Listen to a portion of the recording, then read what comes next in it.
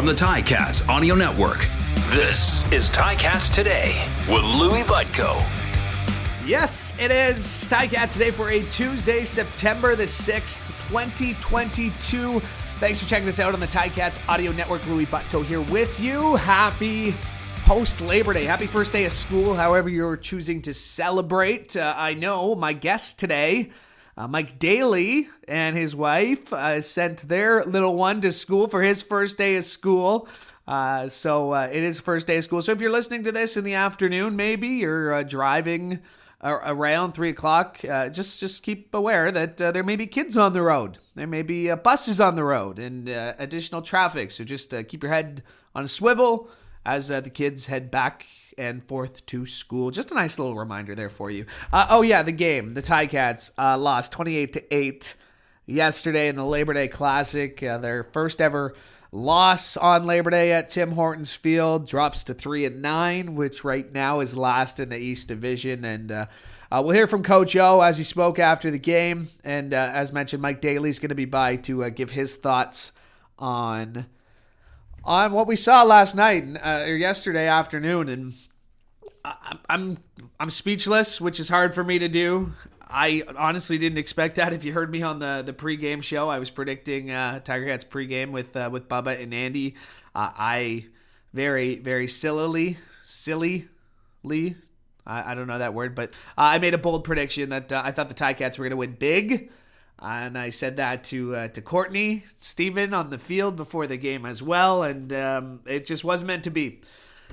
As really, the Ticats offense couldn't find their rhythm. And the Argos second half, again, made some adjustments. And they were able to come out on top 28-8. The good news is the sun rose this morning. And that the Ticats are still just a game and a half, 2 games out of the playoffs race for the second spot in the East Division. It certainly looks like now, though, a crossover is a likely possibility. So that second spot in the East, obviously what the Ticats should have their eye on as they kick off their final third of the season. And they do that on a week from Saturday, on the 17th. That's also the Hall of Fame game, by the way. And if you want to join us for the Hall of Fame induction ceremony, the Ticats Audio Network will be there, bringing you special coverage. More on that as we get closer to the date. But you can join us on the Friday before. That's the Friday, September 16th, for the Hall of Fame induction ceremony and dinner. And then the next day, the Ticats take on the Winnipeg Blue Bombers, who improved to 11-1, by the way, this weekend. Zach Caleros and his crew coming back to Tim Hortons Fields for the first time since their big win in the Grey Cup. And again, I didn't even mention that. The Grey Cup, we don't talk about that on this show. All right, the Ticats lost 28-8. We heard from Coach O afterwards, and I'm going to play a bit more of his comments than I normally would because I think it's important, to hear from the coach and the president of football operations when the team's where it's at, but also he left me with some optimism, not just for football, but to be honest, life. He's an optimistic guy, and getting to be around him, even when things are going bad like they are now, he provided some great reflection on what the team's going through right now and where they're at and how they plan to get out of it. But Coach O was first asked post-game about the decision to switch from Jamie Newman to Jalen Morton, and here's what he had to say to that question. Yeah, Jamie showed signs. He's shown flashes of doing things. I thought he saw the pressures real well. Obviously not good enough. He'd be the first one to tell you that. And, we're not going to beat that into the ground. I don't know how many times we punted, double digits probably, a couple interceptions, turnover on downs. Defensive battle, I don't know how many times they punted, but a whole bunch also. Defensive battle, and we weren't able to score points down the stretch. We talked about Jalen possibly coming in the game if things were kind of going awry. There was a few things that just Jamie was missing out there that we had practiced, to be honest with you. And it wasn't a benching. It was something that we had talked about. And we just went with that decision to, give Jamie a break just to stand on the sideline for a minute. And, it didn't turn out the way that we envisioned it. But you don't know until you try. In that type of game, you're trying to get something going. And we didn't get anything going. Your defense kept you in the game. It was 8-8, but not being able to sustain drives kind of became the issue. There is still a lot left on the table. There's still a second half of the season. Yeah. Will you and Tommy, maybe the whole club, kind of reassess what you have to do on offense going forward? 100%. You know, it'll be evaluated this bye week. Like everybody needs a break. Everybody needs to clear their head. We're not good enough right now, period. We're good enough at times. We're good enough, you know, just not in all facets. We've got to be able to at least win 2/3 of the game, be it special teams, defense, offense, special teams, something. And for some reason, we're not able to do that collectively. So, yeah, everything will be looked at, Matt, for sure. And we'll take a deep dive. But, you know, the first thing everybody needs to do is just clear their head and, you know, work, energy. That's not a problem in this organization or with this football team. We definitely have execution challenges for sure. Just a break in the routine. I think everybody just needs a break in the routine. You know, coaches, that things get very repetitious, day 1, day 2, you know, day 3, day before play. And sometimes, you know, even though we've changed up our rhythm and how we've practiced and, you know, some of our meeting structure and things like that, we're definitely not staying the same. But, you know, it's all about, you know, the most critical stat is about winning. And so, you know, I could go on, but it's just sometimes it's a gut feel and you can see it, and just, you know, everybody at times, no matter what job you have, needs a break. Yeah, the bottom line is you have to win. You got to win to get the first part of your, you know, to get to the postseason. And obviously we know that, but looking past, you know, we got, you know, the last 6 games to go. You got to take the first one first. And so you can't worry about what they mean. You have to worry about that game and how you're going to figure out a way to win. And, you know, the opponents are who they are. They've been there all year. Yeah, losing's tough. It's not something that, you know, we've had some bumps, you know, since I've been here in 2013. And along the way, it hasn't been all smooth sailing. And, yeah, losing is definitely not fun. It's tough. You know, just kind of built for this. You know, it's like, whether it's a playing career, you know, everybody in life goes through something. You stay in this business long enough, you're going to hit these types of patches. And so, yeah, if you can enjoy all the wins and 15-3, sometimes you got to stand up and go through it with the organization when it's not going your way. And so we won't waver, you know, and I'm not going to sit here and say it's easy, because it's not. And, you know, it's tough on everybody. It's, you know, it's tough on fans. It's tough on ownership. It's tough on players. It's tough on therapists, equipment people. And then so this, you know, it's not just about seeing what the players are made of. It's seeing what we're made of as an organization. That is the head coach and president of football operations, Orlondo Steinauer, as he spoke. And, yeah, acknowledging that losing sucks, and also acknowledging that a little break is necessary every once in a while. No matter what your job is, I can certainly I can certainly understand the feeling about needing a little bit of a break, and I guess more on that in just a second. But that was Coach O as he spoke after the game. Still ahead, we'll be joined by Mike Daly in just a second. But first, Ticats fans, it's time to ride on our strength. From now until October 13th, purchase 4 eligible Hercules passenger or light truck tires to receive a $100 Ticats rewards card and be entered to win our road trip sweepstakes. Available at participating Active Green and Ross Ontario locations, or visit HerculesTires.com/AGR rewards. Speaking of Mike Daly, he's with us now. He's a Ticats Audio Network analyst. He's a former Tiger Cat himself, and he was at the game yesterday with his family, so a unique perspective for him. We'll get to that in just a second, Mike. Let's just start with the Ticats, because hitting the bye week, not where they want to be, 3-9, but Coach was somewhat optimistic there. He acknowledged he's an optimistic person. Let's build on that. I guess the optimistic part is that the Ticats are still controlling their own destiny. The Montreal Alouettes are coming up on the schedule, and they're ahead of them in the standings, but not by much. Yeah, the second place is kind of that target now, right? Because with that loss to Labor Day to Argos, it's going to be really, really tough to catch them. They'd have to have a complete collapse, and Ticats got to run the table. So realistically, second places. But you're right. It's like, you know, everyone wants to say the world's falling apart in the Ticat, you know, realm. but it's not true because they definitely have enough time and enough games against the right opponents that they right their own ship, at least to get into the playoffs. And yeah, they got to do a lot of soul searching and figure out, how they can get past some of these games, but it is all in front of them. So, hey, I'm with you on this optimistic portion, Louie. I'm with you. Yeah, well, we'll take it, because what else do we have to be other than optimistic when it comes to this season? Because obviously 3-9, it's going to be tough.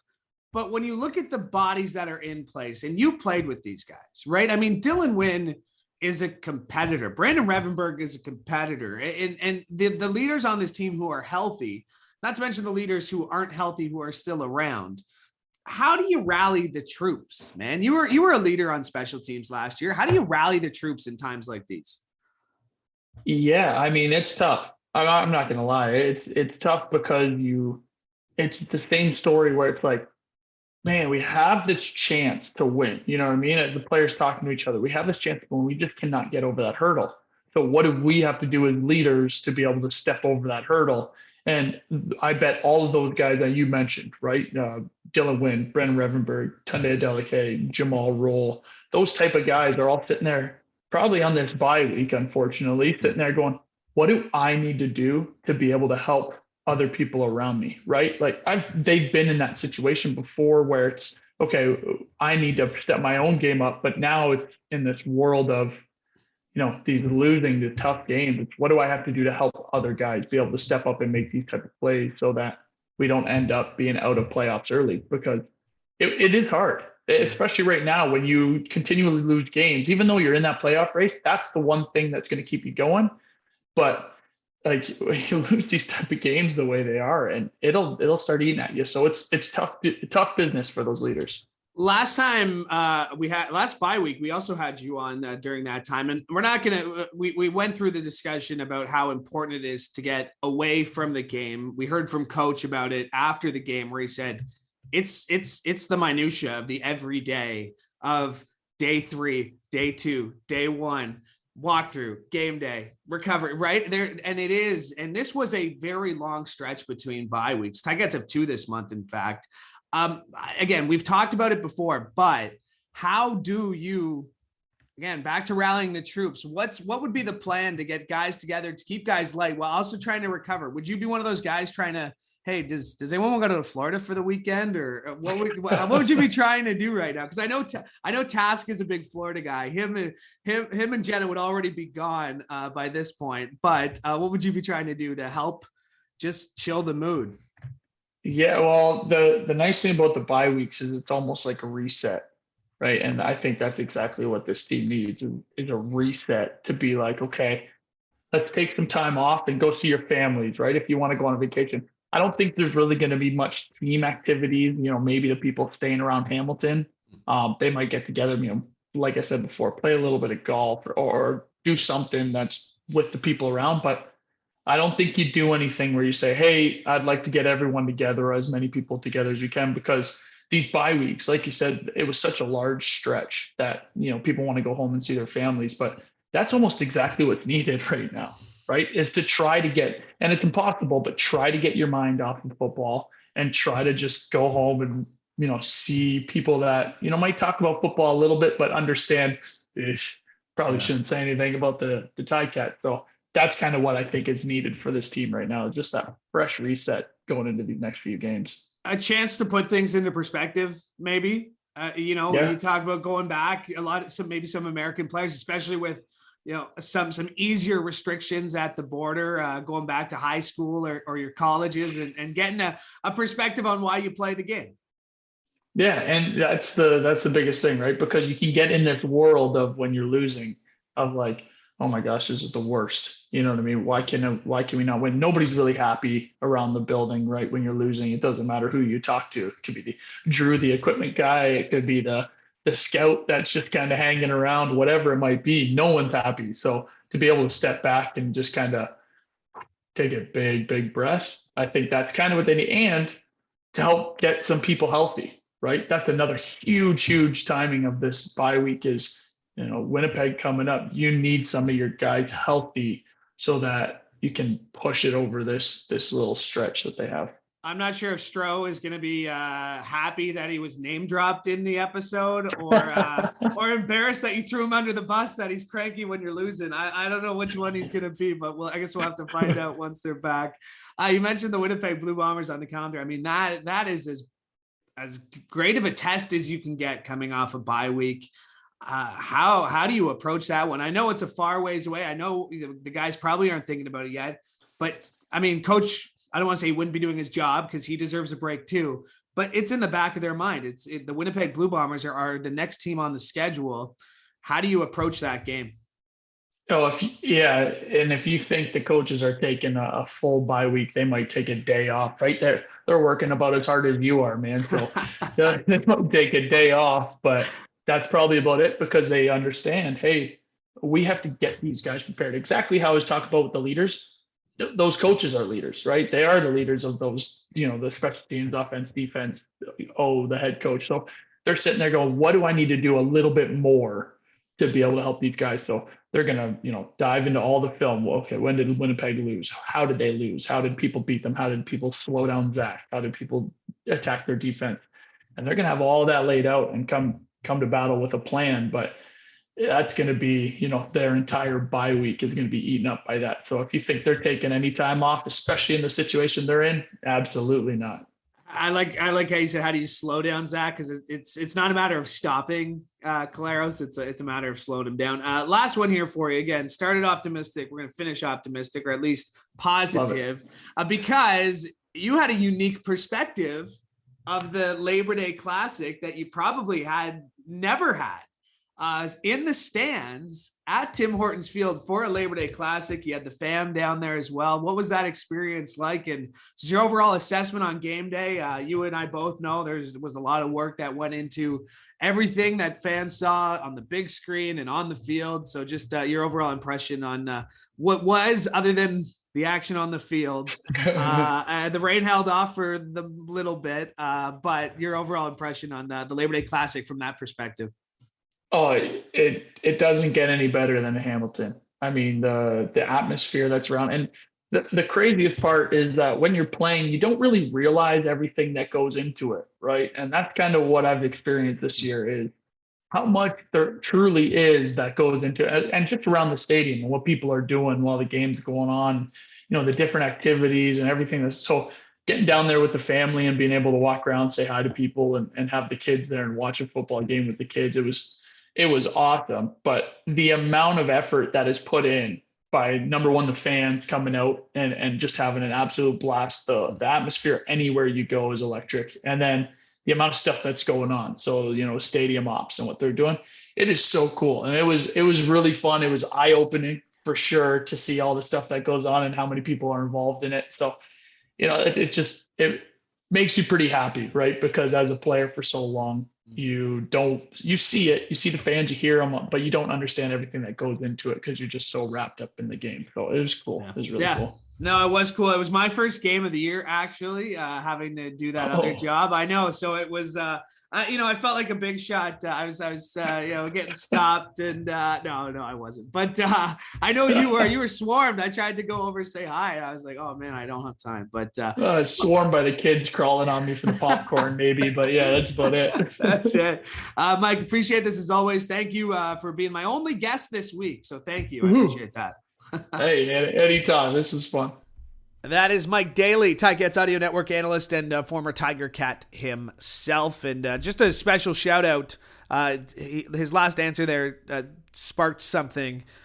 Special shout out to my coworkers within the Hamilton Tiger Cats organization.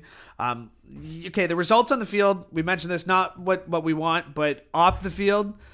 Stadium ops who flipped the field from Forge to Ticats, back to Forge to an Arkells concert to a hockey game, to see their hard work.